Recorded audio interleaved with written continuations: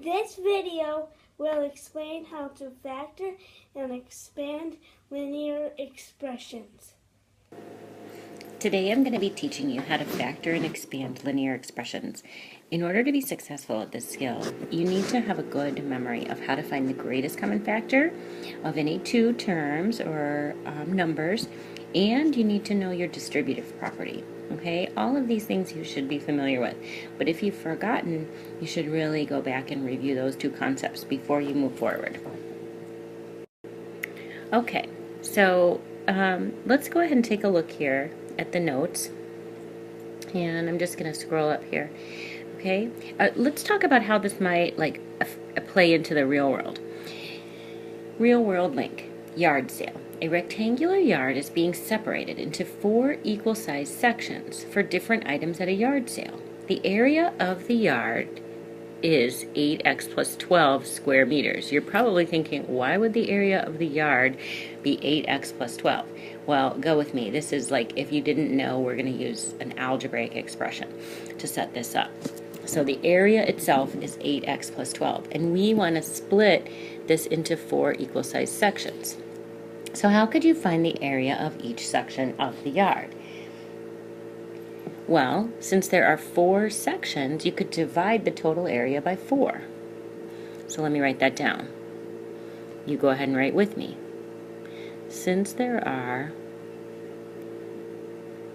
4 sections, divide, sorry, that handwriting is really messy. Divide 8x plus 12 by 4.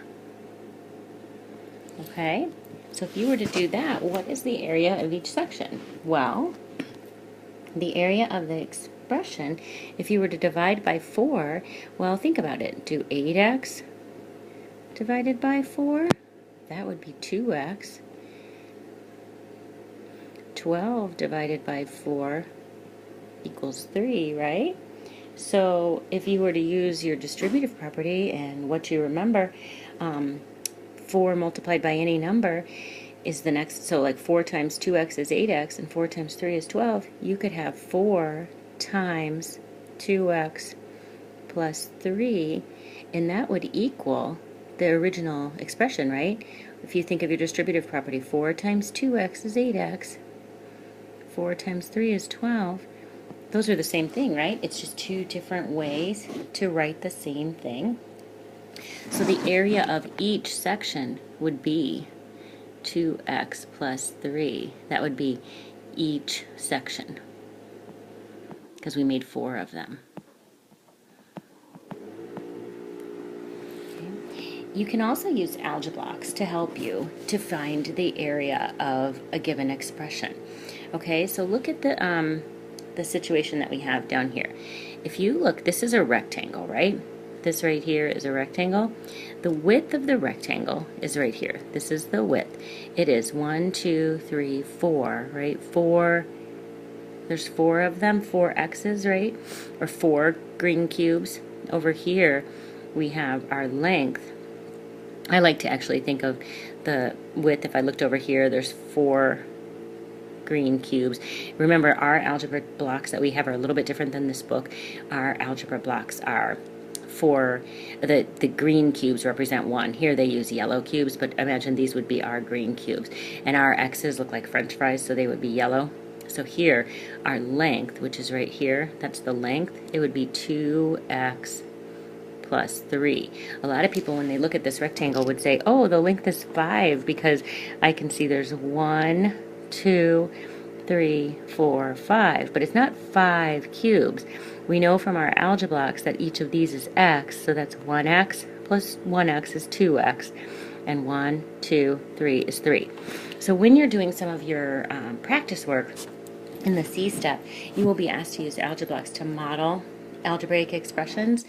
When you have to set them up into rectangles, you need them to look like this, where you have even rows and columns. Okay? Go ahead and go to your next page. Okay, a couple of things we need to know, a couple terms that are going to come up, and you'll see them in some of your practice work. Okay, a monomial, okay, this is a word we have not seen, is a number, a variable, or a product of a number and one or more variables. So a monomial is like either 25 is a monomial, x is a monomial, 40x is a monomial. These are not examples of monomials because they are not products. X plus 4 and 40x plus 12, those are expressions, but they're not monomials. Okay, to factor a number means to write it as a product of its factors, or to divide out a common factor is what I like to think. A monomial can be factored using the same method you would use to factor a number. That means you can use your greatest common factor. Okay, the greatest common factor of two monomials is the greatest monomial that is a factor of both. That is simply saying use your GCF method. Now, I think you should always use your cake method. It is so much easier, and you guys are really good at it. So that is what I will be using to show this. Okay, so I'm going to do off to the side exactly what they've done here. So it says, find the GCF of each pair of monomials. So 4x and 12x. I'm going to put them in the cake, and I'm going to factor them. Okay?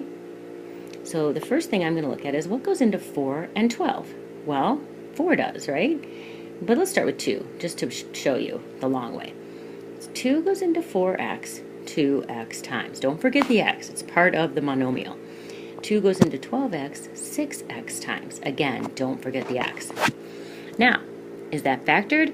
I don't think so. You should see that you have 2 and 6. Those are both still even numbers, so you should divide one more time by 2. Then you're left with x and 3x, right?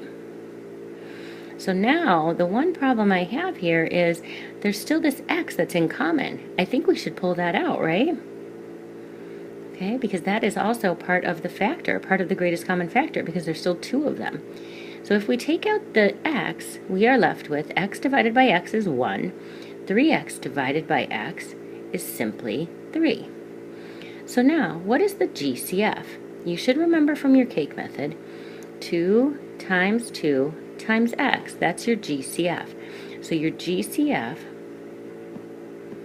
is 4x. That's the GCF. You can see over here, they used the listing method, or they did what's called prime factorization. We don't really do that. It's just more difficult. But they found the same answer that we did using the cake method. Trust me on this. The cake is way better. Okay, let's do another one. I might have to add a little bit more room to do another one. Let's move this up a little bit. Let's do 18a and 20ab. 18a, 20ab. Okay? What do you think the common factor is of 18 and 20? Well, I know for sure 2 goes into them. I also see that there is an a in common in both. So I'm going to go ahead and take that out too. So how many times does 2a go into 18a? Well, I think that is 9, because now you always know if you're correct if you multiply. Like 2a times 9 is 18a. That should be correct. Okay, 2a goes into 20ab. That's going to be 10b. You took the a out. You took the a out over here, so you can't leave it in down here. You took it out. Because remember, you have to take this times this should equal this. So 2a times 10b would be 20ab. So our greatest common factor, because this cannot be factored anymore, 9 and 10b have nothing in common. So our greatest common factor is simply 2a, which is what they found. Let's do one more. 12cd and 36cd.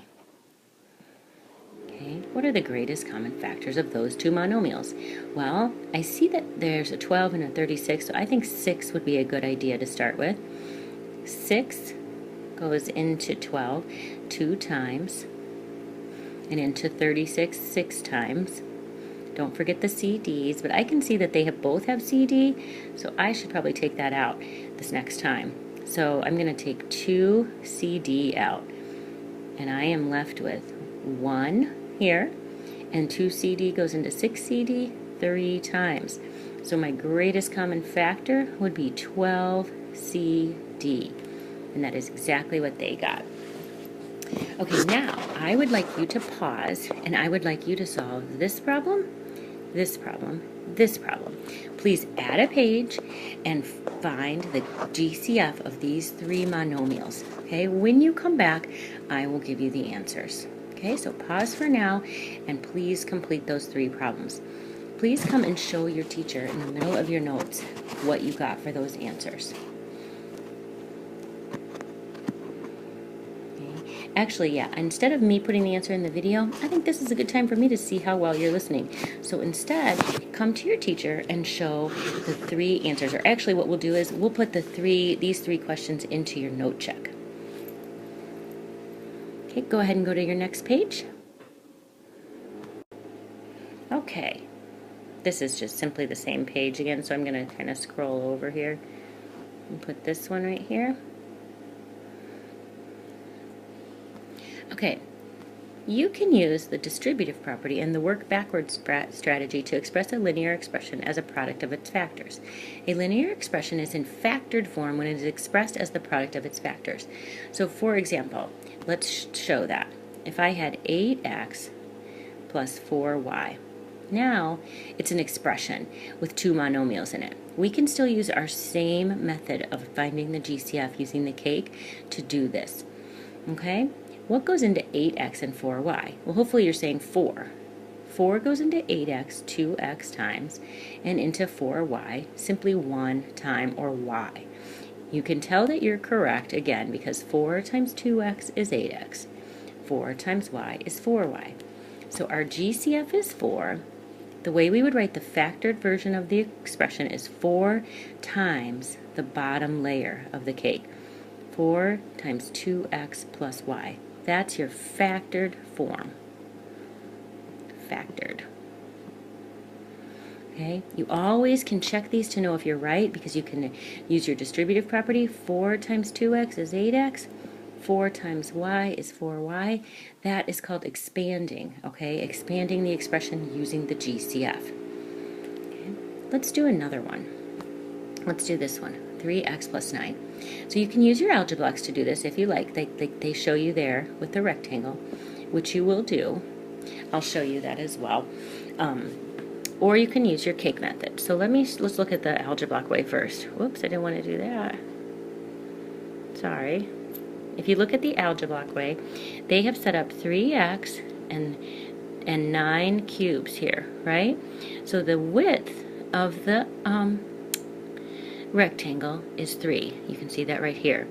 The length is x plus 1, 2, 3, x plus 3. So our factored version would be 3 times x plus 3. I will show you over here using the cake method. Divide out the common factor, which is 3. 3 goes into 3x 1 time, or x times. 3 goes into 9 3 times. So our GCF is 3. This is our factored version, or our remaining factors. So you take 3 times x plus 3, and you are left with this factored version of the expression.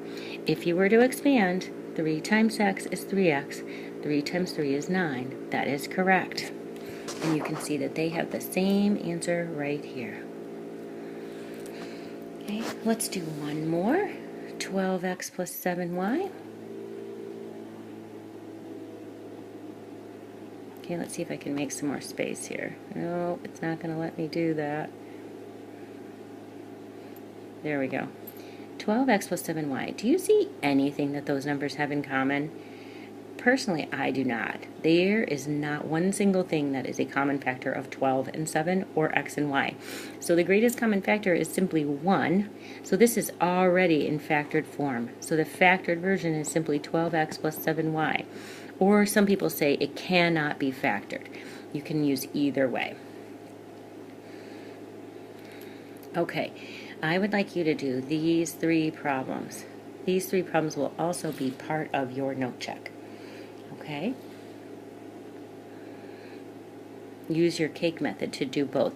One thing I'd like you to pay close attention to is that this one right here has a minus sign instead of a plus. So when you write out your factored version, you should have a minus instead of a plus in the middle. Okay? Actually, let no, I think I'm good. I will have you do those as your note check. Okay, go ahead and go to the next page. Okay, the last thing I want to show you is another real-world example. The drawing of the garden at the right has a total area of 15x plus 18 feet. Find the possible dimensions of the garden. What that is simply asking you is to factor 15x plus 18. That's all the question is asking in math terms. So let's draw our cake and let's factor it, okay? What goes into 15x and 18? Well, 3. 3 goes into 15x 5x times. Bring down your plus sign. 3 goes into 18 6 times. Can this be factored? No, that's as factored as it can get. So our GCF is 3. So we would write the factored version, 3 times 5x plus 6.